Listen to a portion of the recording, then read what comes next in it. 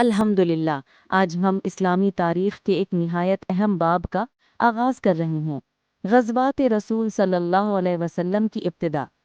یہ وہ دور تھا جب مکہ کی مخالفت، ظلم اور ہجرت مدینہ کے بعد اسلام کو اپنی دفاعی بنیادیں مضبوط کرنی تھی۔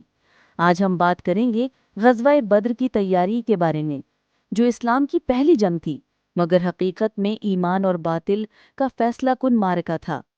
مدینہ منورہ میں اسلامی ریاست قائم ہونے کے بعد دشمنان اسلام نے مسلمانوں کا سکون بھی حرام کر دیا۔ مکے کے قریش مسلسل مدینہ پر حملے کی سازشیں کر رہے تھے۔ مسلمانوں کی املاک مکہ میں ضبط کر لی گئیں، ان کا مال و دولت لوٹا گیا۔ اسی ظلم کے رد عمل میں اللہ تعالیٰ نے مسلمانوں کو اجازت دی کہ وہ اپنی حفاظت کے لیے ہتھیار اٹھائیں۔ قرآن میں ارشاد ہوا، جن لوگوں پر ظلم کیا گیا ہے انہیں جنگ کی اجازت دی گئی ہے کیونکہ وہ مظلوم ہیں۔ سورہ الحج۔ یہی وہ آیت تھی جس سے غزوات کا آغاز ہوا۔ ابو سفیان مکہ کا ایک بڑا تاجر تھا۔ وہ ایک عظیم قافلے کے ساتھ شام سے واپس آ رہا تھا، جس میں ہزاروں دینار مال تجارت موجود تھا۔ رسول اللہ صلی اللہ علیہ وسلم نے یہ خبر سنی تو فرمایا کہ یہ مال دراصل مسلمانوں کی چھنی ہوئی دولت ہے۔ چنانچہ نبی صلی اللہ علیہ وسلم نے تقریباً 313 صحابہ پر مشتمل ایک لشکر تیار فرمایا تاکہ قافلہ روک کر اپنا حق واپس لیں۔